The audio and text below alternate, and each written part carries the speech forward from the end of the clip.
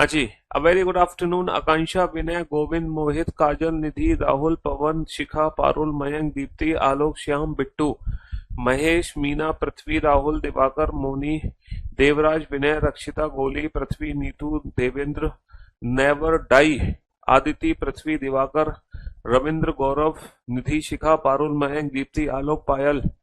A very good afternoon to all. क्या हाल है भाई आप लोगों के? बढ़िया, फसला, शानदार, जानदार, एकदम झकास। हाँ जी। अल्टीमेट। पढ़ने में मजा आ रहा है? रीजनिंग आप लोगों को कि नहीं आ रहा, ये बताओ। रीजनिंग पढ़ने में अल्टीमेट मजा आ रहा है कि नहीं आ रहा?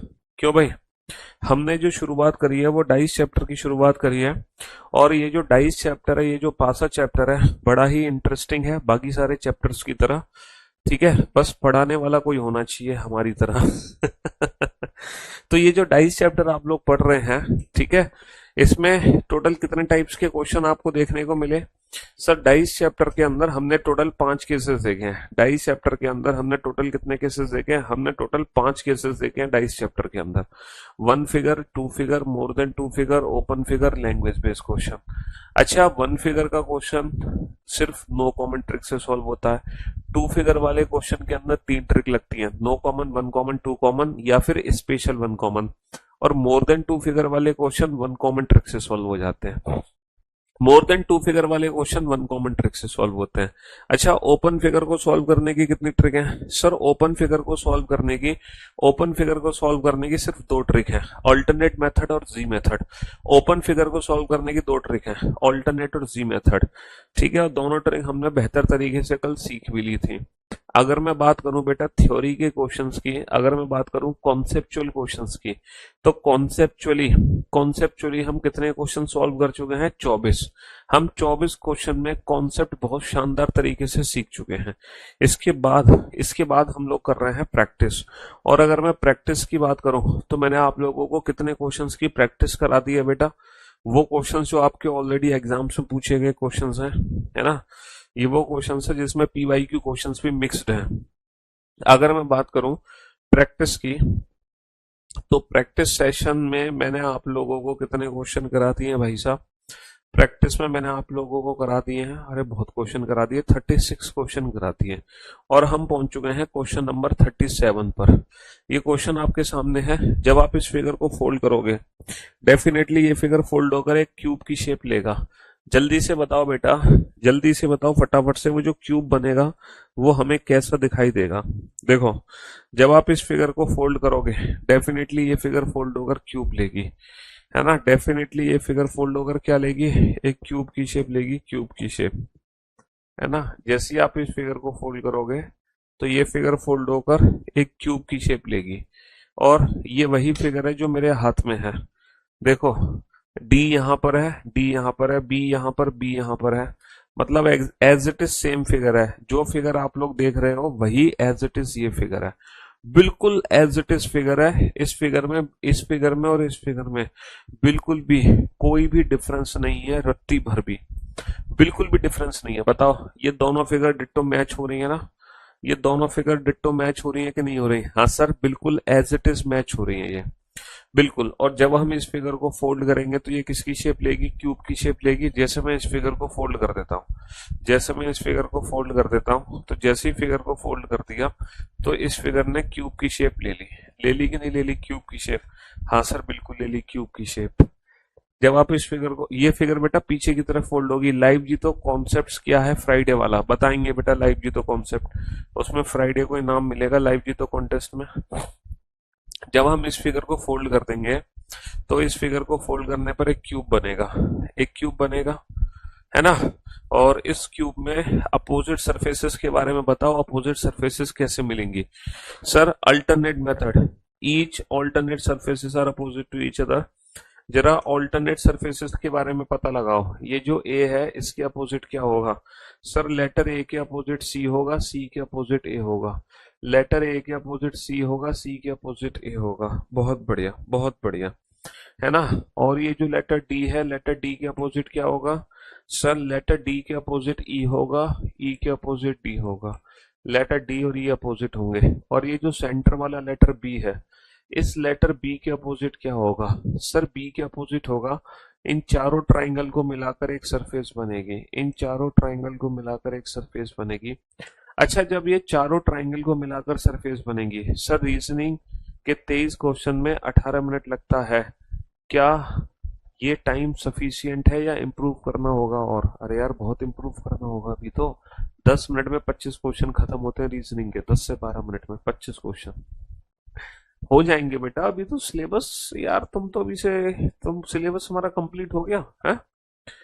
इतना हाथ पर क्यों मार रहे हो? मॉक टेस्ट बेटा तब लगाओ जब सिलेबस आपका कंप्लीट हो जाए, लगभग 70-80%, तब मॉक टेस्ट लगाना शुरू करो रीजनिंग के। अगर आपने बीओडी से सिलेबस कंप्लीट कर लिया है तो यू आर अ ग्रेट, है ना। अगर आपने बीओडी से कंप्लीट नहीं किया है, लाइव से कंप्लीट कर रहे हो, तो कम से कम 70-80% सिलेबस कंप्लीट होने के बाद मॉक टेस्ट लगाना, है ना। चलिए, तो मेरे दोस्तों, आवाज बेटा बहुत तेज है, बहुत तेज आवाज है यार। आपके माइक में ही दिक्कत है, कल भी आपके ईयरफोन में दिक्कत थी, कल भी आप ही बोल रही थी आवाज बढ़ा दो, आवाज बढ़ा दो, आप भी बोल रहे हो आवाज बढ़ा दो। साउंड बहुत तेज है बेटा, आज बहुत तेज है साउंड, कमाल कर रहे हो यार। और एक ही कमेंट को कम से कम 50 बार लिखते हो, सबसे ज्यादा इरिटेटिंग होती है ये बातें। हाँ, तो जब हम इस फिगर को फोल्ड करेंगे तो ये फिगर फोल्ड होकर एक क्यूब की शेप लेगा, और जो क्यूब बनेगा उसमें ए और सी अपोजिट होंगे, डी और ई अपोजिट होंगे, और बी के अपोजिट नंबर। हर उस ऑप्शन को एलिमिनेट कर दो जिसमें दो विपरीत सतह एक साथ हैं। सर बी और नंबर्स कभी भी एक साथ नहीं दिख सकते, बी और नंबर्स कभी भी एक साथ नहीं दिख सकते, बी और नंबर्स कभी भी एक साथ नहीं दिख सकते। अब बाकी तीन में से कौन से फिगर सही है हम कैसे पता लगाएं, है ना। बाकी तीन में से कौन से फिगर सही है हम कैसे पता लगाएं, बाकी तीन में से। 5 स्टार लेवल का क्वेश्चन है, बोर्ड पर ध्यान देना और ध्यान से सुनने और समझने की कोशिश करना। बाकी तीन में से कितनी फिगर सही है आपको कैसे पता चलेगा, बाकी तीन में से कितनी फिगर सही है कितनी फिगर गलत है। मेरे दोस्तों, मेरे भाइयों, मेरे जिगर के टुकड़ों, एक चीज याद रखना बेटा, जब ये जो ट्राइंगल फोल्ड होंगे, अच्छा ये बताओ, ये जो 1 है ये डी के साथ है, सी 2 के साथ है, ई 3 के साथ है, ए 4 के साथ है। तो जब ये फिगर फोल्ड होकर क्यूब की शेप लेगा तो बेटा क्यूब में भी डी 1 के साथ रहेगा, सी 2 के साथ रहेगा, ई 3 के साथ रहेगा, ए हमेशा 4 के साथ रहेगा। बेटा जो डी है वो कभी भी 4 के साथ नहीं आ सकता, डी हमेशा 1 के साथ रहेगा, डी कभी भी 4 के साथ नहीं आ सकता। तो ऑप्शन बी हमारा ऐसे गलत हो गया। अच्छा, सी के साथ 2 रहेगा, सी के साथ 2 है, डी के साथ 1 रहेगा, डी के साथ 1 है, सी के साथ 2 रहेगा, सी के साथ 2 है, ई के साथ 3 रहेगा, सर ई के साथ 3 है। अब हम कैसे पता लगाएं कि इन दोनों फिगर में से कौन सी फिगर सही है? तो मैं आप लोगों को एक चीज बता दूं, यहाँ पर जो 1 2 3 4 की डायरेक्शन है ना वो क्लॉकवाइज है, यहाँ पर 1 2 3 4 की डायरेक्शन क्लॉकवाइज है। लेकिन जैसे ये फिगर फोल्ड होकर क्यूब की शेप लेगा, बेटा ये क्यूब बनेगा पीछे की तरफ, क्योंकि पीछे से पूरा पेपर ब्लैंक है ना। तो ये जो फोल्ड होगा ये पीछे की तरफ फोल्ड होगा। अभी आप जो 1 2 3 4 की डायरेक्शन देख रहे हो वो क्लॉकवाइज देख रहे हो, 1 2 3 4 की डायरेक्शन क्लॉकवाइज देख रहे हो ना। लेकिन जैसे ही मैं इस फिगर को फोल्ड करके क्यूब की शेप लेता हूँ, अच्छा क्यूब में जो 1 2 3 4 है, अब जरा चेक करना क्या अभी आपको 1 2 3 4 क्लॉकवाइज दिखाई दे रहा है? सर यहाँ पर जो 1 2 3 4 है वो क्लॉकवाइज दिख ही नहीं रहा। एग्जैक्टली ओपन फिगर में जो 1 2 3 4 है वो क्लॉकवाइज डायरेक्शन में है, ओपन फिगर में जो 1 2 3 4 है वो क्लॉकवाइज डायरेक्शन में है। और जैसे इस फिगर को फोल्ड करके मैं क्यूब की शेप लूंगा, जैसे इस फिगर को फोल्ड करके मैं क्यूब की शेप लूंगा तो जो 1 2 3 4 बनेगा वो क्लॉकवाइज की जगह मुझे एंटी क्लॉकवाइज दिखने लगेगा।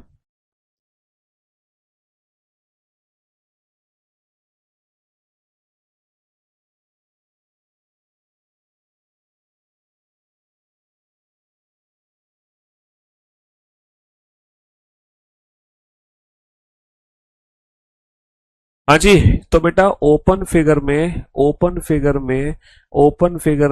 ये जो 1 2 3 4 क्लॉकवाइज है, जैसे ये फिगर फोल्ड होकर क्यूब की शेप लेगी, जैसे ये फिगर फोल्ड होकर क्यूब की शेप लेगी तो ये जो 1 2 3 4 है ना ये आपको एंटी क्लॉकवाइज दिखने लगेगा। दिख रहा है कि नहीं दिख रहा है एंटी क्लॉकवाइज? प्रैक्टिकल में आपको करके दिखा रहा हूं बकायदा। देखो, अब जो 1 2 3 4 दिख रहा है आपको एंटी क्लॉक दिख रहा है, एंटी क्लॉक, चाहे वन साइड में हो, चाहे वन ऊपर हो, चाहे वन लेफ्ट साइड हो, चाहे वन नीचे हो, बेटा वन कहीं भी हो 1 2 3 4 एंटी क्लॉक दिखेगा। वन कहीं भी हो 1 2 3 4 एंटी क्लॉक दिखेगा। तो ये चीज याद रखना बेटा, ये जो 1 2 3 4 क्लॉकवाइज है, जब ये 1 2 3 4 बॉक्स के अंदर जाएगा, जब ये 1 2 3 4 बॉक्स के अंदर जाएगा, है ना, जब ये 1 2 3 4 बॉक्स के अंदर जाएगा तो एंटी क्लॉकवाइज दिखेगा। ठीक है। अच्छा, इससे फर्क नहीं पड़ता वन कहां पर है, ऊपर है, नीचे है, लेफ्ट में है या राइट में है, इट डजंट मैटर कि वन एग्जैक्टली है कहां पे, इट डजंट मैटर कि एग्जैक्टली वन ऊपर है या नीचे है, लेफ्ट में है या राइट में है, वन कहीं भी हो इससे फर्क नहीं पड़ता। लेकिन वन के बाद जो 2 3 4 है वो एंटी क्लॉक बनना चाहिए। अगर वन यहां पर है तो पक्का 2 3 4 ऐसे होगा, तभी तो 1 2 3 4 एंटी क्लॉक है। अगर वन यहां पर है तो पक्का 2 3 4 ये होगा, तभी तो 1 2 3 4 एंटी क्लॉक है। अगर वन यहां पर है तो पक्का 2 3 4, तभी तो 1 2 3 4 एंटी क्लॉक है। अगर वन यहां पर है तो पक्का 2 3 4, तो तभी तो 1 2 3 4 एंटी क्लॉक है। तो 1 2 3 4 की डायरेक्शन एंटी क्लॉकवाइज ही दिखाई देगी, चाहे वन कहीं भी हो, इट डजंट मैटर, उससे कोई फर्क नहीं पड़ता, बट 1 2 3 4 एंटी क्लॉकवाइज डायरेक्शन में होना चाहिए। तो इस क्वेश्चन में आपने क्या क्या चीजें सीखी? पहली चीज आपने सीखी कि सी 2 के साथ होगा, डी 1 के साथ, ई 3 के साथ, ए 4 के साथ। पहली चीज तो आपने ये सीखी।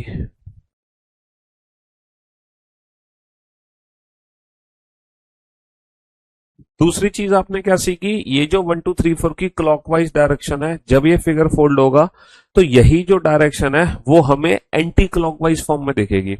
वही डायरेक्शन हमें कैसे दिखेगी? एंटी क्लॉकवाइज फॉर्म में दिखेगी।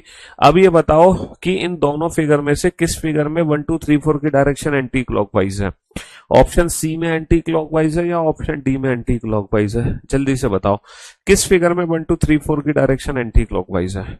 सर ऑप्शन सी को ध्यान से देख रहा हूं, यहां पर 1 2 3 4 की डायरेक्शन क्लॉकवाइज है, जबकि ऑप्शन डी में 1 2 3 4 की डायरेक्शन एंटी क्लॉकवाइज है। तो जो ओपन फिगर में 1 2 3 4 दिख रहा है, क्लोज्ड होने के बाद ये डायरेक्शन हमारी पलट जाएगी। इसीलिए जो बच्चे ऑप्शन सी चिल्ला रहे थे, ऑप्शन सी इस क्वेश्चन का आंसर नहीं है, option D is the right answer, option D is the right answer. तो ये आपके लिए स्पेशल क्वेश्चन है, 5 स्टार लेवल का क्वेश्चन है।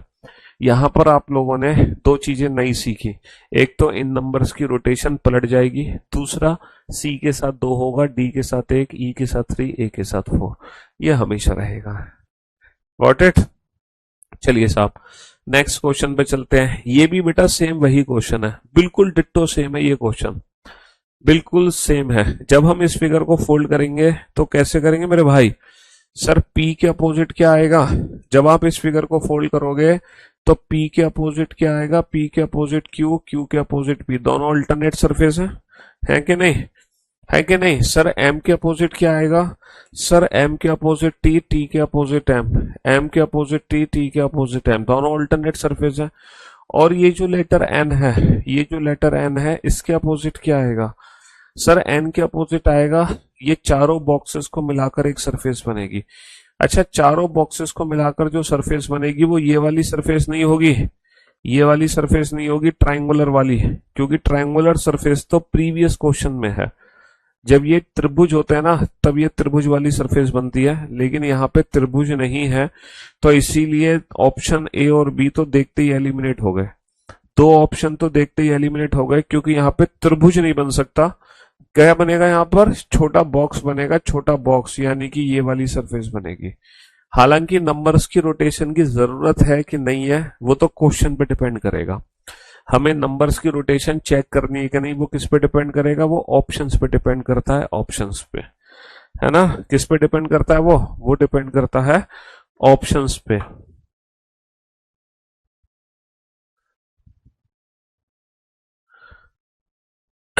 हाँ जी, तो भैया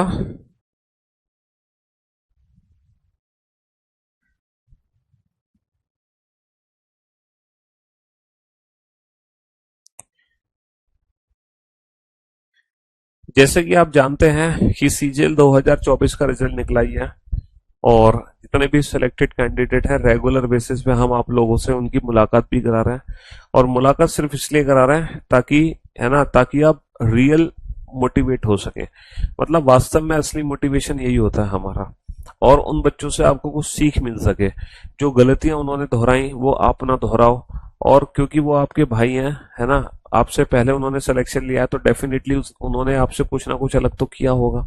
तो इसीलिए इन बच्चों को बुलाया जाता है ताकि आप भी मोटिवेट हो सको, और भाई उन्होंने इतना अच्छा मुकाम हासिल किया है तो वो हकदार भी है इस चीज के कि कल को वो आपके साथ बैठे थे आपकी भीड़ में, लेकिन आज वो आपकी भीड़ से निकलकर हमारे साथ आ चुके हैं। तो भाई हम स्वागत करना चाहेंगे शिवम भाटी का, जिन्होंने सिलेक्शन लिया है सीजीएल में सीएसएस पोस्ट में, एएसओ इन सीएसएस। तो भाई शिवम भाटी, बहुत बहुत बधाई हो आपको। और ये जो है ये आ रहे हैं भाई दादरी से, दादरी उत्तर प्रदेश, है ना। दादरी एक हरियाणा में भी है, लेकिन ये उत्तर प्रदेश दादरी से आ रहे हैं। इनका सिलेक्शन हुआ है एसोसिएसएस। तो थोड़ा सा ये कुछ अपने बारे में बताएंगे कि किस तरीके से इन्होंने, है ना, सब्जेक्ट को तैयार किया और इनकी जर्नी क्या रही, और क्या आप लोगों को गलतियां नहीं करनी चाहिए। और तो वो अपना एक एक्सपीरियंस आपके साथ जरूर साझा करेंगे ताकि आपको थोड़ा सा बेनिफिट उस चीज का मिल सके। तो बताओ भाई शिवम कुछ हमारे बच्चों को।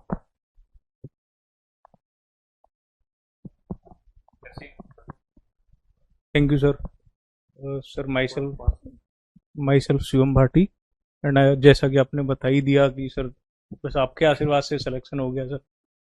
अभी भी सपना लग रहा है कि पता नहीं, भरोसा सा अभी भी नहीं हो रहा सर। सिलेक्शन है कि यस नहीं सर। है।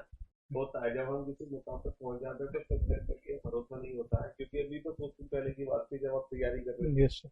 जब घर वालों के, रिश्तेदारों के ताने सुन रहे थे, हाँ। और आज आप सिलेक्शन लेकर आए हो, बताओ कुछ, बताओ उसके बाद। सर वैसे तो फैमिली और दोस्तों का बहुत बड़ा रोल रहा है। उन्होंने बहुत सपोर्ट किया सर, जितना कर सकते थे उससे भी बहुत ज़्यादा। अच्छा, यस सर। फैमिली में कौन कौन है आपके? सर फैमिली तो वैसे जॉइंट ही है अभी, हाँ। लेकिन एक पापा क्या करते हैं? पापा सर एक गवर्नमेंट राशन होता है ना सर गांव हाँ, में। राशन की हाँ जो जी होती है सर, वो उन्हें। हमारे पास ही है गांव अच्छा, में। तो हाँ जी। पापा आपका राशन का काम हाँ जी करते सर। हैं। बढ़िया। राशन हाँ अभी भी सरकार दे रही है लोगों को? हाँ जी सर, अभी है सर। जब मैंने एक बार सर बैच में बताई थी, जब हाँ छोटा जी। था हाँ जी। तो मैं लाइन में लगता था राशन की। हमारे घर पे भी मैंने भी राशन हाँ। सामान लिया हाँ। हुआ है। और तब वो मिट्टी का तेल आता था। Yes sir. अभी भी आता मिट्टी का तेल? नहीं, अब नहीं आता अब तो सर, बंद हो गया अब ना बंद हो मिट्टी का गया तेल। सर। तो यस सर। पहले हमारे मिट्टी का तेल आता था, और राशन की लाइन में मुझे याद है कि सुबह हम लग जाते थे 6 बजे, गर्मियों के दिन होते थे, और 9 9 बजे तक नंबर आता था, 3 3 घंटे इतनी लंबी राशन की लाइन लगती थी। तो अभी भी वो लंबी लंबी लाइन लगती है राशन में? नहीं सर, अब डिजिटल हो गया सर। अब तो मशीनें हैं, बहुत ज़्यादा डिजिटल कर दिया है सब कुछ। अच्छा, अब मतलब हाँ जी। डिजिटल हो गया, हाँ मतलब जी। आपको जाओ और ले लो हाँ सामान। जी, मशीन है सर उसी यार से। हमारे समय तो मैं तो 3 3 घंटे राशन की लाइन में लगा हूँ, मिट्टी का तेल लेते थे, कट्टी ले आते थे हाँ घर जी। हाँ पे, जी सर। 5 5 लीटर वाली, और जी लाइन सर। में लगते थे। यार वो दिन याद दिलाते तुम। अच्छा, पापा राशन का काम करते हैं, हाँ मम्मी जी। Housewife? Yes sir. भाई बहन? सर छोटी सिस्टर है। हाँ जी अच्छा। सर। ओके। यस तो बताओ बताओ। सर, मैंने रीजनिंग स्पेशल 66 बैच लिया था। हाँ। और मुझे याद है मैंने तभी एक बार नोट्स बनाए हैं रीजनिंग के। तो उसके बाद जैसा सर ने कहा, प्रीवियस ईयर और बार बार नोट्स को रिवाइज करना। रिवाइज तो ऐसा था कि एग्जाम के टाइम पे ही करना पड़ता था, वरना प्रैक्टिस और प्रीवियस ईयर। सर ने एक फॉर्मूला बताया था, कि सर अभी याद नहीं आ रहा, लेकिन आपने फॉर्मूला बताया था कि प्रैक्टिस, रिवीजन, और वही बार बार किया सर मैंने। अब बताओ बच्चों को कि जी। सिलेक्शन पाना है तो सबसे पहले सिलेबस कंप्लीट होना चाहिए। यस। सिलेबस कंप्लीट होने के बाद रिवीजन और प्रैक्टिस, यस। बस। ये अगर ये 3 चीजें हैं लाइफ में तो सिलेक्शन होने से कुछ रोक नहीं सकता। थोड़ा यस ऊपर कर लो साउंड, यस सर। कम आ रही है। बताओ हाँ कुछ जी। टाइम मैनेजमेंट बताओ, कितने घंटे पढ़ते थे? हाँ ये तो सर, पहले तो कोचिंग ही एक बार कोर्स कंप्लीट किया। उसके बाद मैंने लाइब्रेरी ज्वाइन की, और वहाँ पे सुबह जाता था मैं 9 बजे। और उसके बाद 2 बजे खाना खाने के लिए वापस घर, घर पे ही ज्वाइन की थी। वहाँ पे खाना खाने के बाद अपना थोड़ी देर रेस्ट किया, फिर 3:30 बजे वापस लाइब्रेरी। और ये रूटीन, भले ही कम पढ़ो लेकिन डेली पढ़ो, ये चीज़ सर ने बताई थी एक बार। और वो बिल्कुल दिमाग में मैंने फिट कर ली कि कंसिस्टेंसी के साथ लगे रहो बस। इन्होंने एक बात बिल्कुल सही कही है कि कंसिस्टेंसी होना बहुत जरूरी है। और कम पढ़ो लेकिन यस सर। रेगुलर, वो बहुत जरूरी है। जीके बताओ बच्चों को, जीके कैसे तैयार करें? सर जीके भी सेम ही था कि एक बार तो अभिषेक सुमन सर का मैंने बैच कंप्लीट किया था, और उसके बाद फिर सर जीके तो इस बार वैसे बहुत अनएक्सपेक्टेड रही है, मेंस की भी, सीजीएल में। और उसके बाद अभी बता रहे थे वो जो एसएससी ने किया है कि 10-10 क्वेश्चन मार्क्स टू ऑल कर दिए, तो इस बार तो काफी क्या इस अनएक्सपेक्टेड रहा। बार तो 10-10 नहीं, मतलब हाँ 5 क्वेश्चन जीएस में, यानी कि हाँ 520 नंबर हो गए सीधे सीधे। हाँ जी सर, बहुत अनएक्सपेक्टेड था इस बार। वैसे हाँ जीएस की आपकी स्ट्रेटेजी क्या थी? कितने घंटे पढ़ते थे, क्या करते थे? सर, मैंने 2 सब्जेक्ट डेली रिवाइज करता था। जैसे आज ज्योग्राफी ले ली और एक सब्जेक्ट साइंस का, वो डेली का था कि डेली रिवाइज करने हैं। फिर वो सब्जेक्ट कंप्लीट हो गए एक हफ्ते में। फिर नेक्स्ट वीक दूसरे 2 सब्जेक्ट लिए और उनको रिवाइज करना शुरू किया। प्रैक्टिस? प्रैक्टिस में सर पहले तो मॉक टेस्ट तो बहुत ज्यादा मस्ट चीज है, और उसके साथ उसे एनालाइज करना, जो सही में मैंने एक अलग नोटबुक बनाई हुई थी 4 सब्जेक्ट के लिए। तो जहां भी वैसे जहां भी मुझे लगता था कि ये चीज मैंने पहली बार पढ़ी है या इसमें मैं थोड़ा वीक हूं, तो उसे मैं नोट डाउन करता था सर, डेली एनालाइज करके। मॉक टेस्ट को एनालाइज करना बहुत जरूरी है सर। सही बात। इंग्लिश की स्ट्रेटजी बताओ। सर इंग्लिश में तो मेनली मॉक टेस्ट तो है ही, और उसके बाद ग्रामर और वोकैब। ये ऐसा है कि वोकैब तो आपको डेली बेसिस पे रिवाइज करना पड़ेगा। डेली सर 20-20 तो मैं वो करता था, इडियम और वन वर्ड, और लगभग 40 से 50 एंटोनिम सिनोनिम। उनको कभी बंद ही नहीं किया, वो तो डेली वाली चीज है। आप ऐसा नहीं कर सकते कि आज कर लिया 2 दिन के लिए छोड़ दिया। वो कैब तो आप डेली करोगे तभी इंप्रूवमेंट होगा। और फाइनली मैथ्स की स्ट्रेटजी। सर मैथ्स के लिए सर हमारे यहाँ कहावत है कि जितना पेन घिसोगे उतनी इंप्रूव होगी। तो उसमें तो यही है कि आप जितना प्रैक्टिस कर सकते हो, प्रीवियस ईयर मस्ट है। उसके बाद जहां भी आपने कोचिंग की है, जहां भी जिस भी टीचर से कर रहे हो, उसको बार बार रिवाइज करो। और वही है सर, रिवीजन मस्ट है मैथ्स में भी। चलो, तो भाई बहुत बहुत शुक्रिया शिवम आपका, आप आए, हमारे बच्चों को थोड़ा बहुत गाइडेंस दिया आप लोगों ने। मैं उम्मीद करता हूँ इनको, इन गधों को कुछ समझ आए और अगली बार ये भी आपके साथ खड़े हों यहाँ आकर सिलेक्शन लेकर। तो भाई हम तो कहते हैं कि सिलेक्शन पाना बड़ा आसान है, बस कंसिस्टेंसी होनी चाहिए। और हर बच्चा आके एक ही बात बोला है, तो भाई ये मिठाई आप खाओ, ये हरियाणा से ही मिठाई आई है भाई। और ये आप सभी की तरफ से, है ना, आप सभी की तरफ से मैं खा लेता हूँ इसको। ये आप सभी की तरफ से है। और ये मिल्क केक है, बता रहे हैं फेमस है ये दादरी की। शुक्रिया भाई, thank you so much Shivam. खाना खा लिया?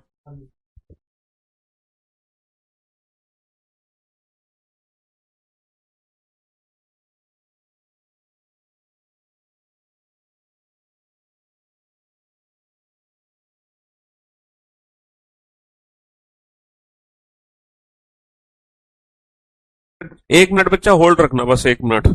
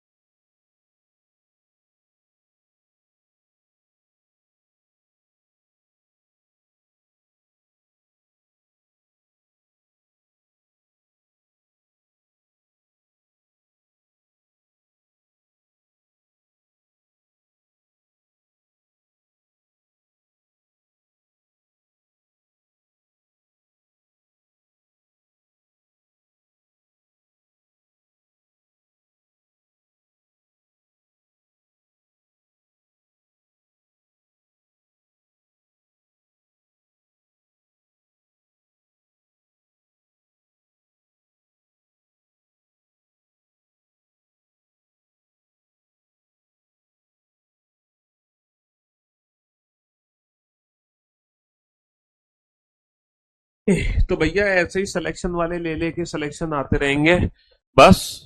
आप भी अगली बारी आप ही किया, नेक्स्ट नंबर बेटा आपका ही है। तो मैं आप लोगों को कह रहा था कि जरूरी नहीं है कि नंबर्स की रोटेशन हमें हर फिगर में चेक करनी है।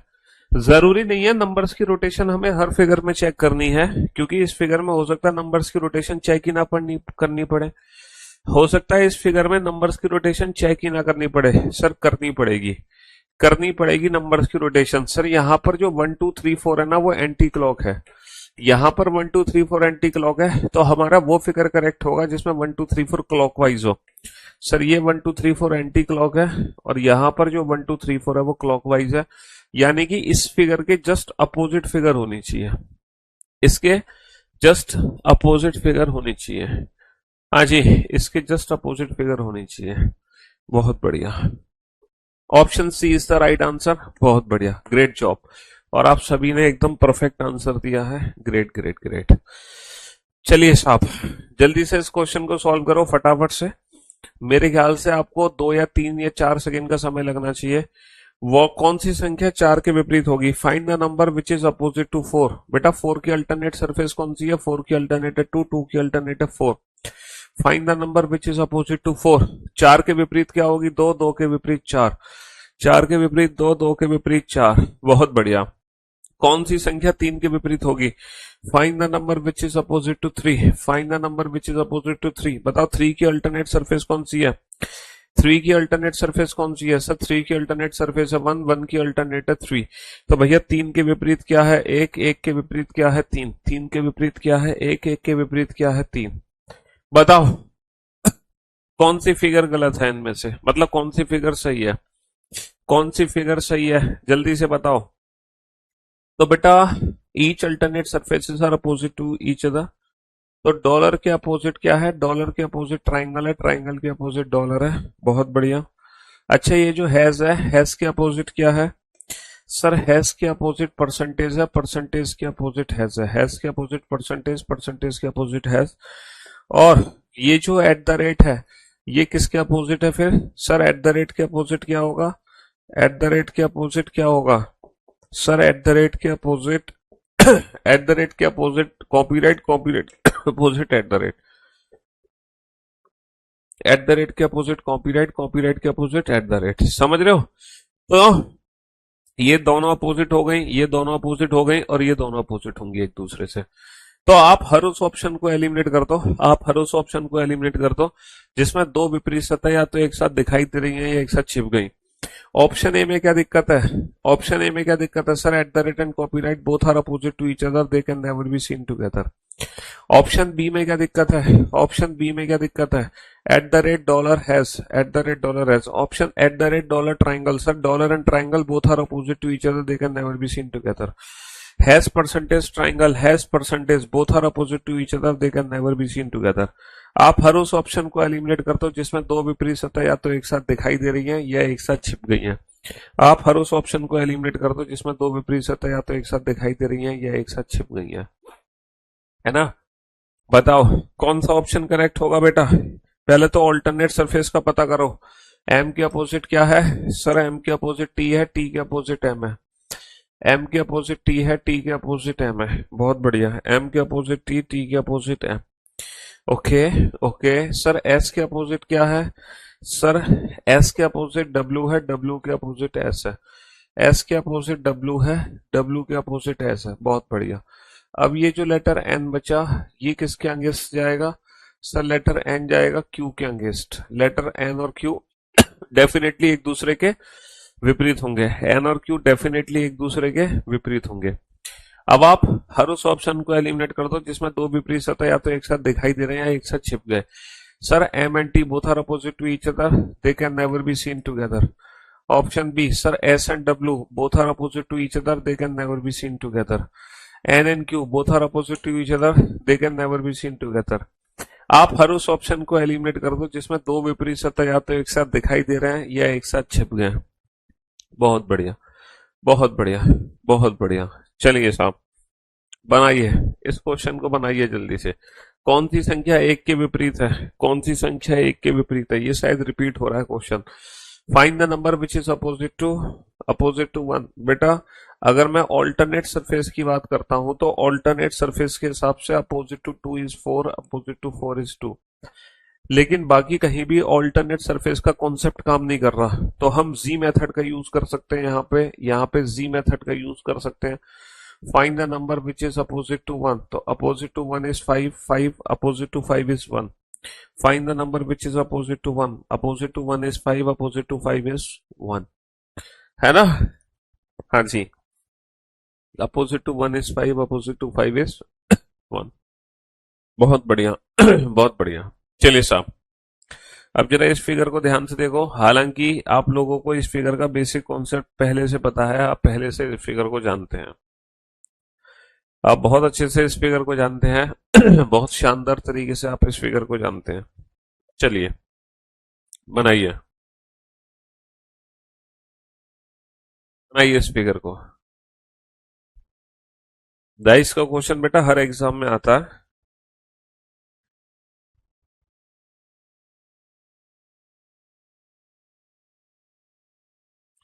डाइस का क्वेश्चन हर एग्जाम में आता है, हर एग्जाम में। विदाउट पेन एंड पेपर बेटा, डाइस का पूरा chapter without pen and paper है, ना पेन की जरूरत है ना पेपर की। Opposite to A is C, opposite to C is A, है ना सर? ए और सी डेफिनेटली एक दूसरे के अपोजिट होंगे। हाँ सर, 100% एक दूसरे के अपोजिट होंगे ए और सी।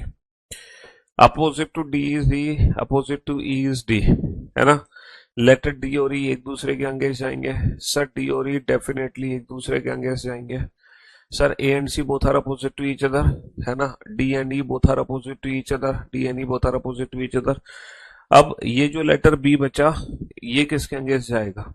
सर जो लेटर बी है ये किसके अंगेज जाएगा? ये अंगेज जाएगा जब चारों ट्राइंगल को मिलाकर एक सरफेस बनेगी। लेटर बी किसके अंगेज जाएगा? चारों ट्राइंगल को मिलाकर सरफेस बनेगी। अच्छा, यहां पर जो 1 2 3 4 है ये क्लॉकवाइज डायरेक्शन में है। यहां पर जो 1 2 3 4 है, यहां पर जो 1 2 3 4 है ये क्लॉकवाइज डायरेक्शन में है। जब ये फिगर फोल्ड होगा, जब ये फिगर फोल्ड होके क्यूब की शेप लेगा, तो क्यूब के अंदर 1 2 3 4 एंटी क्लॉक दिखेगा। क्यूब के अंदर आपको 1 2 3 4 एंटी क्लॉकवाइज डायरेक्शन में दिखेगा। लेकिन डायरेक्शन की जरूरत है कि नहीं है? डायरेक्शन की जरूरत है कि नहीं वो तो बाद में पता चलेगा according to the given option. पहले तो आप हर उस ऑप्शन को एलिमिनेट करो जिसमें दो विपरीत सतह एक साथ हैं। सर बी और नंबर एक दूसरे के अगेंस्ट हैं। सर बी और नंबर एक दूसरे के अगेंस्ट हैं। बी और नंबर कभी भी एक साथ नहीं दिख सकते। पहले तो आप हर उस ऑप्शन को एलिमिनेट करो जिसमें दो विपरीत सतह एक साथ हैं। सर ए एंड सी दोनों एक दूसरे की विपरीत है, कभी एक साथ नहीं दिख सकते सर, है ना? अब हमारे पास दो ऑप्शन बचे, सी डी नंबर और सी डी नंबर। यहां पर हम देखेंगे कि सी के साथ डी के साथ अब हमें रोटेशन चेक करनी पड़ेगी। सर 1 2 3 4 क्लॉकवाइज है, यहां पर 1 2 3 4 ना एंटी क्लॉक दिखना चाहिए।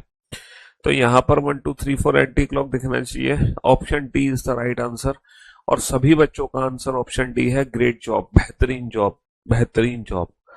चलिए अब आप इस क्वेश्चन का आंसर तो जाने, अब आप इस क्वेश्चन का आंसर तो माने। आपको बताओ कौन सा ऑप्शन करेक्ट होगा? सर ये जो लेटर ए है, देखो ये दोनों ब्लैंक एक दूसरे के अपोजिट जाएंगे। सर ये दोनों ब्लैंक एक दूसरे के अपोजिट जाएंगे जब ये फिगर फोल्ड होगा।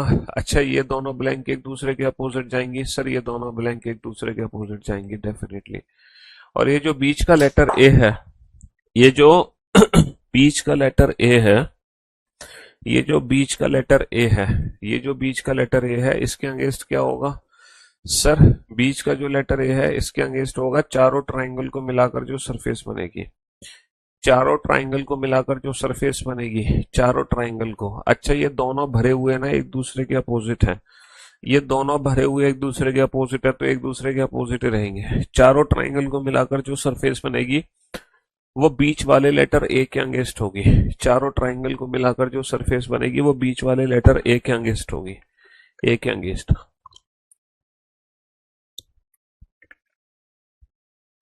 हाँ जी, तो मेरे दोस्तों, मेरे भाइयों, आप हर उस ऑप्शन को एलिमिनेट कर दो जिसमें दो विपरीत सतह या तो एक साथ दिखाई दे रहे हैं, छिप गए। बेटा ये वाली फिगर तो कभी बन ही नहीं सकती, है ना? ये वाली फिगर तो कभी बन ही नहीं सकती क्योंकि ये आधा भरा हुआ तो बनेगा नहीं। सर ये वाली फिगर बन जाएगी और इन दोनों में से ए दिखाई दे रहा है, ये भी बन जाएगी। अच्छा, ये दोनों फिगर एक दूसरे की विपरीत है, ये दोनों कभी एक साथ छिप नहीं सकते, ये दोनों कभी एक साथ छिप नहीं सकते, तो चौथी फिगर भी नहीं बन सकती। दो विपरीत सतह कभी एक साथ छिप नहीं सकते। तो ओनली सेकेंड एंड थर्ड। अच्छा, only second and third option दिया ही नहीं है। हमारे इस प्रश्न का उत्तर है ओनली सेकेंड एंड थर्ड, लेकिन only second and third option ही नहीं दिया। Only second and third option ही नहीं दिया, तो जो हमारा आंसर है वो ऑप्शन यहाँ पे दिया नहीं है। तो फिर हम चूज करेंगे नन ऑफ दिस, यानी कि इनमें से कोई भी विकल्प सही नहीं है। हम चूज करेंगे नन ऑफ दिस, यानी कि इनमें से कोई भी विकल्प सही नहीं है। बेटा ऑप्शन कोई भी सही नहीं है, ना तो ये ऑप्शन सही है, ना ये ऑप्शन सही है, ना ये ऑप्शन। तो हम नन ऑफ दिस का मतलब ये नहीं होता कि इनमें से कोई भी फिगर गलत सही नहीं है, वो उसका मतलब होता है नन। बेटा दो ऑप्शन होते हैं, एक तो होता है नन, एक होता है नन ऑफ दिस। इन दोनों ऑप्शन में फर्क है, इन दोनों ऑप्शन में फर्क है। नन ऑफ दिस, ठीक है। नन का मतलब है कि कोई नहीं, यानी कि जब चारों ही फिगर मेरी गलत होती। नन ऑप्शन तब चूज करता मैं जब ये चारों फिगर मेरी क्या हो जाती, गलत। तो नन ऑप्शन चूज करता। लेकिन नन ऑफ दिस का मतलब है कि जो आंसर निकला है वो आंसर यहाँ पे दिया नहीं है, तब हम ऑप्शन चूज करते हैं नन ऑफ दिस। दोनों ही, दोनों ही। बेटा वाइट वाइट के बेसिस पे मत तोलो। एक बच्चा कह रहा है दो, एक वाइट एक दूसरे के विपरीत है, तो दोनों एक साथ कैसे दिख सकती हैं? बेटा दो वाइट सरफेस ये दोनों एक साथ दिख सकती हैं, ये दोनों एक साथ दिख सकती हैं। तो तुम्हें पता नहीं है ये कौन सी दो वाइट सरफेस है। दो वाइट सरफेस एक दूसरे के विपरीत है, लेकिन दो वाइट सरफेस नहीं है, यहाँ पे चार वाइट सरफेस है। तो दो वाइट सरफेस एक दूसरे के टच में आ सकती है। देखो ये दोनों वाइट एक दूसरे के टच में आ सकती हैं।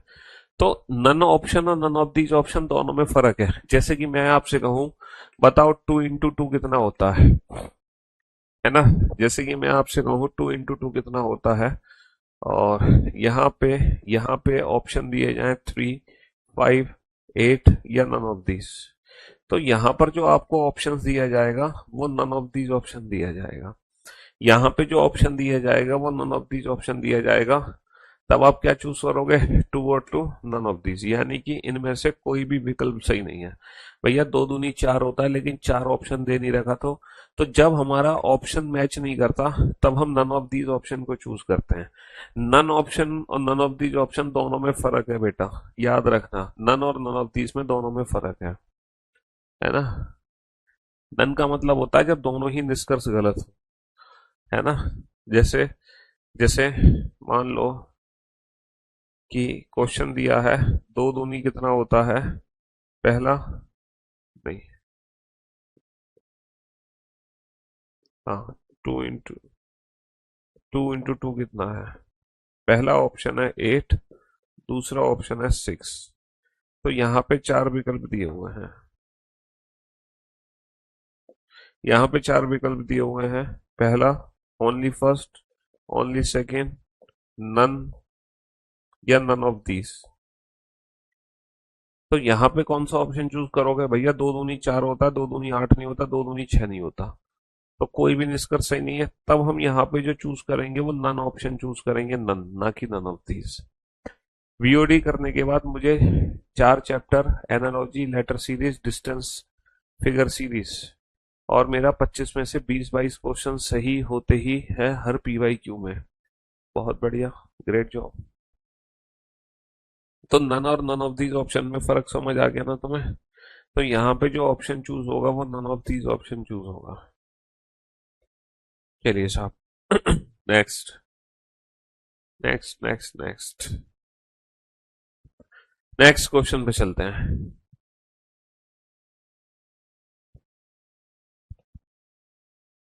है ना? चलिए, नन का मतलब जब दोनों निष्कर्ष गलत हो। जब ये चारों ही ऑप्शन गलत हो जाते हैं तब हम नन ऑप्शन चूज करते हैं।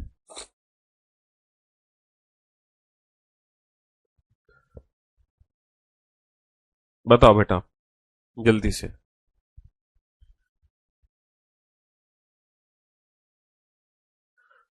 सर, जितनी भी ऑल्टरनेट सरफेस हैं वो एक दूसरे के विपरीत होंगी। Each alternate surfaces are opposite to each other. तो भैया एम के अपोजिट क्या होगा? आर, आर के अपोजिट एम, एम के अपोजिट आर, आर के अपोजिट एम। अच्छा, ये जो लेटर पी है इसके अगेंस्ट क्या जाएगा? सर, लेटर पी के अगेंस्ट जाएगा क्यू, और क्यू के अगेंस्ट जाएगा पी। अच्छा, ये जो लेटर टी है इसके अगेंस्ट क्या जाएगा? सर, लेटर टी के अगेंस्ट जाएगा जब चारों बॉक्सेस को मिलाकर जो सरफेस बनेगी। ये ट्रायंगुलर वाली सरफेस तो वैसे ही गलत हो गई, ये ट्रायंगुलर वाली सरफेस तो वैसे ही गलत हो गई। दो ऑप्शन तो देखते ही एलिमिनेट कर दो।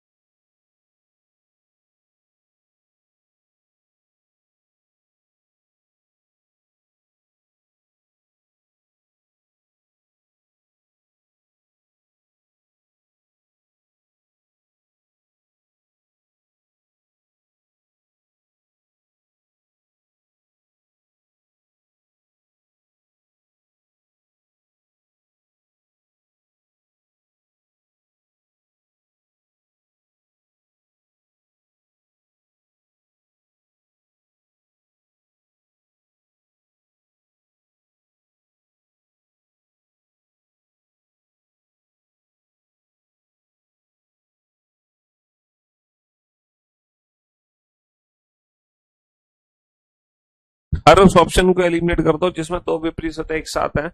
सर, ये जो 1 2 3 4 क्लॉकवाइज है, यही 1 2 3 4 हमें एंटी क्लॉक दिखेगा। चलिए साहब। सर, पहली बात तो इसमें नंबर्स की रोटेशन चेक करने की जरूरत ही नहीं है। सर, टी और नंबर्स एक दूसरे के अगेंस्ट है, टी और नंबर्स कभी एक साथ नहीं आ सकते। टी और नंबर्स एक दूसरे के अगेंस्ट है। अब ये बताओ, अब आप क्वेश्चंस को विदाउट पेन एंड पेपर बना पा रहे हो कि नहीं बना पा रहे? ना पेन की जरूरत है ना पेपर की, और क्वेश्चन को देखते ही हवा में उड़ा दे रहे हो, हवा में। तुमने 1 फिगर क्वेश्चन कर लिया, 2 फिगर क्वेश्चन कर लिया, मोर देन 2 फिगर कर लिया, ओपन फिगर कर लिया, और ढेर सारी प्रैक्टिस भी कर रहे हो लगातार। ऐसा नहीं है कि प्रैक्टिस नहीं कर रहे हो। मैं आपको, मतलब आपकी जो प्रैक्टिस है ना, वो एक्चुअली रीजनिंग में क्या होता है कि 95% प्रैक्टिस में आपको क्लास में ही करा देता हूँ, है ना। सारे कॉन्सेप्ट भी सिखा दिए और सारी प्रैक्टिस भी करा दी। चलिए साहब, अब हम चलते हैं एक डिफरेंट स्टाइल के क्वेश्चंस पर, और ये है हमारा 5 स्टार लेवल का क्वेश्चन। ये है हमारा 5 स्टार लेवल का क्वेश्चन, है ना। इनमें से एक विकल्प सही है, जरा चेक करके देखो कौन सा विकल्प सही है। इनमें से एक विकल्प सही है, जरा चेक करके देखो कौन सा विकल्प सही है।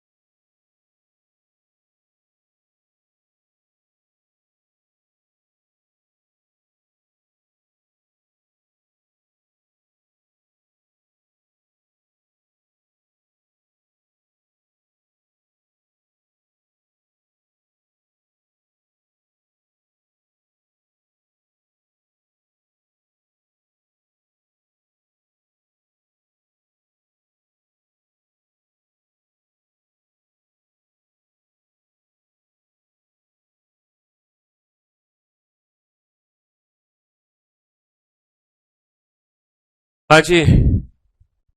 तो मेरे दोस्तों, मेरे भाइयों, मेरे जिगर के टुकड़ों, अब आप बोर्ड पर ध्यान देना, ध्यान से सुनने की कोशिश करना। ये जो क्वेश्चन है, ये एक स्पेशल क्वेश्चन है। सर, टू की अपोजिट क्या है? टू की ऑल्टरनेटिव फोर, फोर की ऑल्टरनेटिव टू, टू की ऑल्टरनेटिव फोर, फोर की ऑल्टरनेटिव टू, है ना। थ्री की ऑल्टरनेटिव फाइव, फाइव की ऑल्टरनेटिव थ्री, थ्री की ऑल्टरनेटिव फाइव, और फाइव की ऑल्टरनेटिव थ्री। तो डेफिनेटली टू और फोर एक दूसरे के अपोजिट होंगे, डेफिनेटली थ्री और फाइव एक दूसरे के अपोजिट होंगे। मानते हो कि नहीं मानते?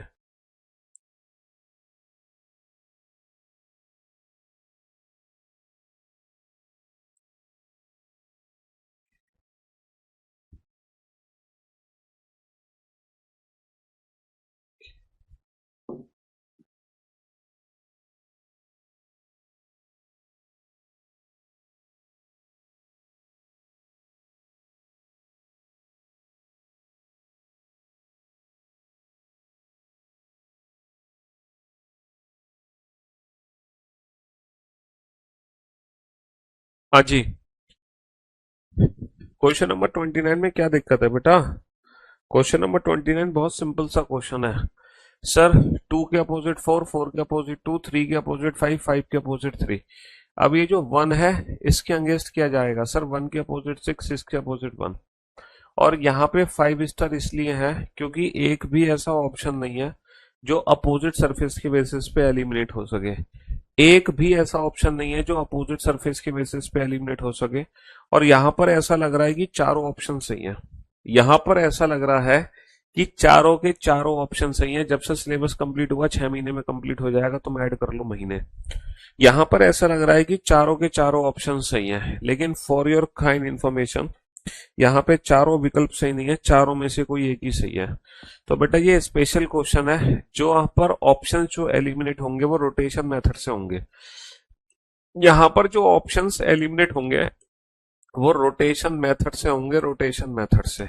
अभी तक तो जो ऑप्शंस एलिमिनेट होते थे वो हमारे नोट से होते थे। हमारा नोट क्या था ऑप्शन एलिमिनेट करने के लिए? आप हर उस ऑप्शन को एलिमिनेट कर दो जिसमें दो विपरीत सतह या तो एक साथ दिखाई दे रही है, एक साथ चिप गई। लेकिन बेटा ओपन फिगर में एक रोटेशन मेथड भी है जिससे हम ऑप्शंस को एलिमिनेट करते हैं। अच्छा, आप लोगों ने ये वाली फिगर देखी जब मैंने फोल्ड करके ये नंबर्स दिखाए थे आपको? ये जो 1 2 3 4 नंबर्स आप क्लॉकवाइज डायरेक्शन में देख रहे हो, जब मैंने फोल्ड करके आपको डाइस बना के दिखाया तो यही 1 2 3 4 आपको अगेंस्ट दिखने लगे, एंटी क्लॉक, अपोजिट दिखने लगे ना? हाँ सर, अपोजिट दिखने लगे। लेकिन एग्जैक्टली होता क्या है इस फिगर में? ये जो नंबर्स की रोटेशन है ना, 1 2 3 4 5 6, ये नंबर्स की जो रोटेशन है, जब इस फिगर को आप फोल्ड करोगे तो ये नंबर्स की रोटेशन बेटा सेम रहती है। यहाँ पे तो 1 2 3 4 की रोटेशन पलट जाती है, लेकिन यहाँ पे जो नंबर्स की रोटेशन है वो बिल्कुल एज इट इज सेम रहेगी। जो नंबर्स की रोटेशन यहाँ पर है, एग्जैक्टली वही रोटेशन जब मैं इसको फोल्ड करूंगा तो वो एज इट इज दिखाई देगी। जैसे आप देख रहे हो 1 2 3 आपको क्लॉकवाइज डायरेक्शन में दिखाई दे रहा है। देखो, मैं इस फिगर को फोल्ड करके ना क्यूब की शेप देता हूँ। मैं इस फिगर को फोल्ड करके क्यूब की शेप देता हूं। अब देखो, आपको 1 2 3 4 क्लॉकवाइज ही दिखेगा। देखो, 1 हमारे सामने है, 2 ऊपर है, 3 राइट हैंड साइड पर है। तो जो 1 2 3 4 आपको क्लॉकवाइज दिखाई दे रहा है, जब मैं इस फिगर को फोल्ड कर रहा हूं, तो भी 1 2 3 4 क्लॉकवाइज का क्लॉकवाइज ही है। 1 2 3, वही 1 2 3 क्लॉकवाइज का क्लॉकवाइज ही है। तो रोटेशन हमारी बिल्कुल सेम रहेगी। 1 2 3 क्लॉकवाइज का क्लॉकवाइज ही दिखाई देगा। 1 2 3 क्लॉकवाइज का क्लॉकवाइज ही आपको दिखाई देगा, एज इट इज दिखाई देगा, उसमें कोई फर्क नहीं आएगा। बिल्कुल एज इट इज फिगर हमारी, बिल्कुल एज इट इज फिगर बनी रहेगी। बिल्कुल एज इट इज फिगर हमारी बनी रहेगी।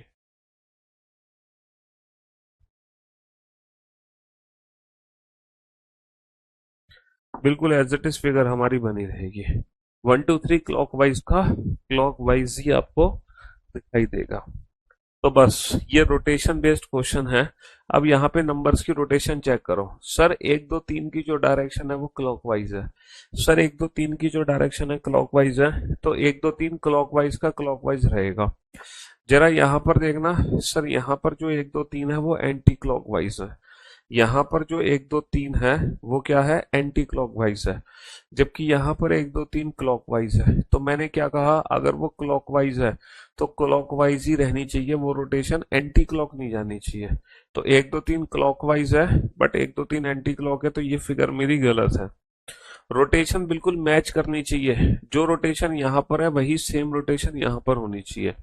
अच्छा सर, 4 5 6 की रोटेशन देखना। सर, 4 5 6 की जो रोटेशन है वो एंटी क्लॉक है। 4 5 6 की बिल्कुल यूपी पुलिस होगा।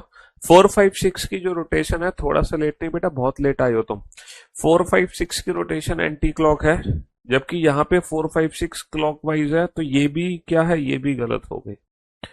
सर, ये जो 6 नंबर है ना, 6 नंबर बेटा इस साइड रहेगा और जो 1 नंबर है वो इस साइड रहेगा। तो 6 नंबर यहां भी देख सकते हो तुम, यहां भी देख सकते हो, यहां भी, उससे कोई फर्क नहीं पड़ेगा। तुम 1 नंबर यहां भी देख सकते हो, यहां भी देख सकते हो और यहां भी। अगर आप देखना चाह रहे हो 3 4 6 की रोटेशन, सर 3 4 6 एंटी क्लॉक है, 3 4 6 एंटी क्लॉक है, जबकि यहाँ पे 3 4 6 क्लॉकवाइज है, तो ये भी फिगर अगेंस्ट है। 1 3 4 की रोटेशन देखना। सर, 1 3 4 की रोटेशन क्लॉकवाइज है और यहाँ भी एक 3 4 क्लॉकवाइज है, तो option D is the right answer. तो जब आप इस फिगर को फोल्ड करके क्यूब की शेप दोगे तो आपको लग रहा था कि चारों ऑप्शन सही है, बट एग्जैक्टली चारों ऑप्शन सही नहीं है। बेटा जी मेथड में ना जी बनाते हैं लाइक दैट, बस और कुछ नहीं करना होता। तुम इतनी टेंशन क्यों ले रहे हो जी मेथड को लेके? तुम एक जी नहीं बना पा रहे हो, जेड नहीं बना पा रहे हो, जेड, ये जेड मेथड होता है। 1 2 3 4 5 6 ऐसे करके जेड बना दो, ऐसे करके जेड बना दो। दो इधर आने चाहिए, दो इधर आने चाहिए, दो इधर आने चाहिए बॉक्स, मतलब 1 2 1 2 1 2। तो ये कॉर्नर कॉर्नर वाले नंबर एक दूसरे के अपोजिट होंगे, तो 1 के अपोजिट 4, 4 के ये है जी मेथड, ये है जी मेथड। ठीक है, हाँ जी, ये है जी मेथड।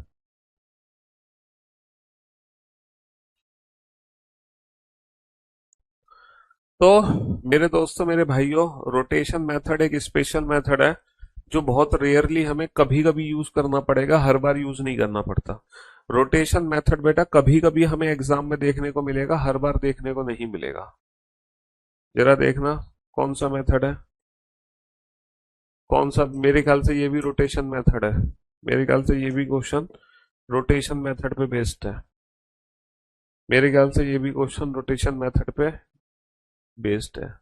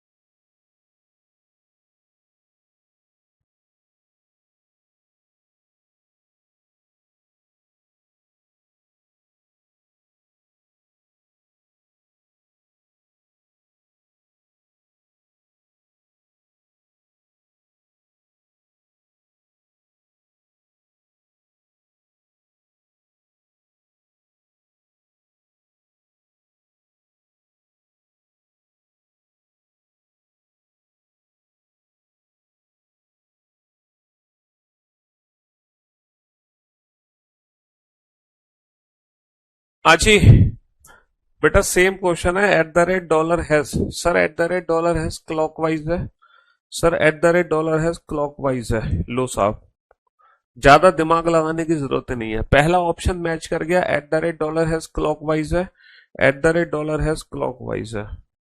रोटेशन चेक करना आप बेटा कहीं से भी शुरू कर सकते हो, एट द रेट से, डॉलर से या हैज से, जरूरी नहीं है कि एट द रेट से ही शुरू करो। तो ये कंफर्म है बाकी की तीनों फिगर गलत है, ये कंफर्म है कि बाकी की तीनों फिगर गलत ही होंगी, मैं चेक ही नहीं कर रहा, गलत होंगी। चलिए साहब, एक और थोड़ा सा डिफरेंट टाइप का क्वेश्चन हमें देखने को मिल रहा है, एक और डिफरेंट टाइप का क्वेश्चन हमें देखने को मिल रहा है। Question number 49। जब हम इस फिगर को फोल्ड करेंगे तो ये फिगर भी फोल्ड होकर एक क्यूब की शेप देगा। जल्दी से बताओ वो कौन सा क्यूब होगा? सर कौन सा क्यूब होगा? सर 4 और 5 definitely opposite to each other. भाई 4 के अपोजिट क्या है? 5, 5 के अपोजिट क्या है? 4, 4 के अपोजिट क्या है? 5, 5 के अपोजिट क्या है? 4। इसके बाद सर 1 और 3, डेफिनेटली 1 और 3 are opposite to each other. Sir 1 के अपोजिट क्या है? 3, 3 के अपोजिट 1।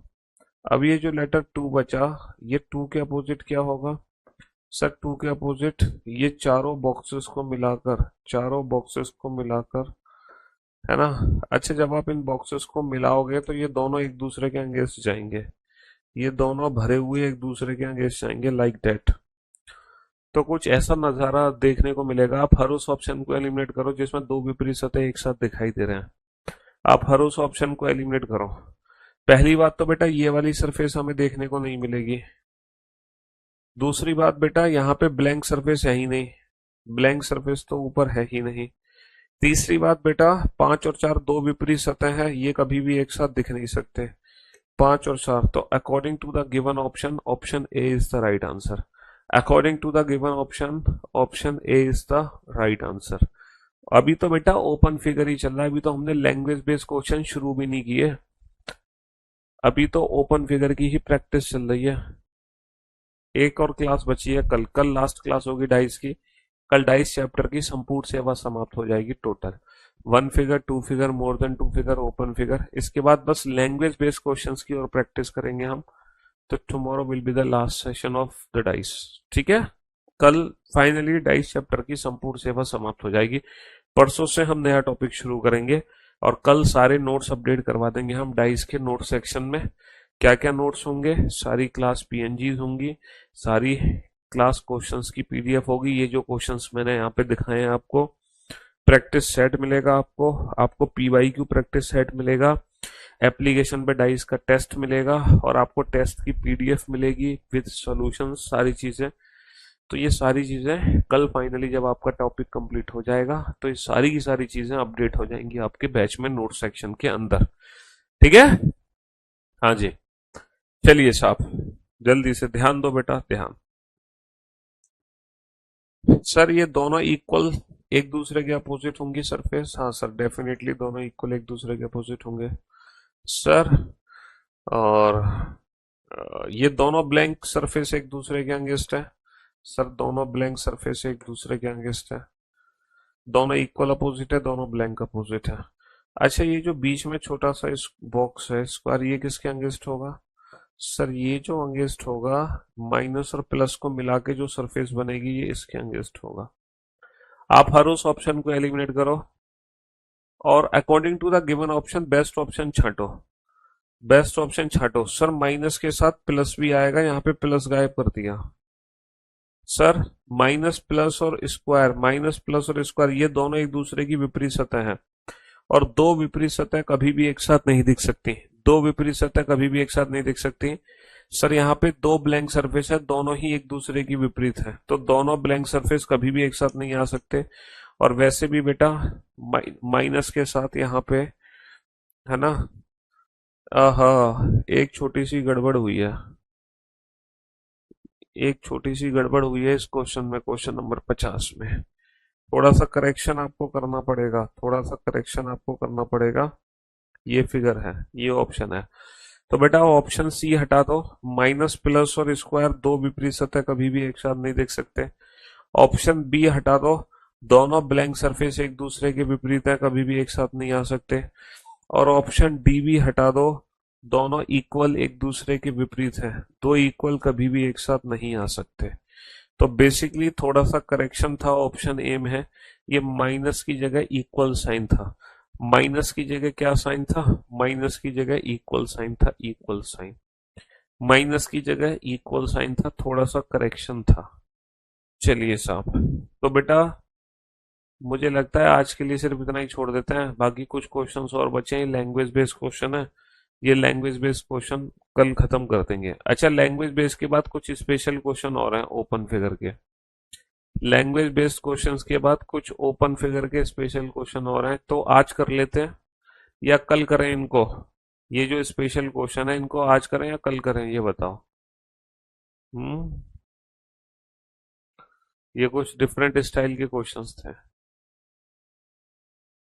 कल कर लें, आज के लिए इतना ही काफी है बस। हाँ क्यों भाई, कल कर लेते हैं, अब कल करेंगे इस चैप्टर को खत्म, आज के लिए सिर्फ इतना ही काफी है।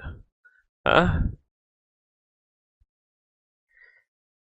हाँ हाँ, एक अपडेटेड पीवाईक्यू सारे मैं अपडेट करवा दूंगा ना बेटा, और कल ही मैं आपको पीवाईक्यू में जो नए क्वेश्चंस आए डाइस के वो करा दूंगा। चलो आज के लिए इतना ही काफी है, बाकी मुलाकात अब आप लोगों से कल करेंगे।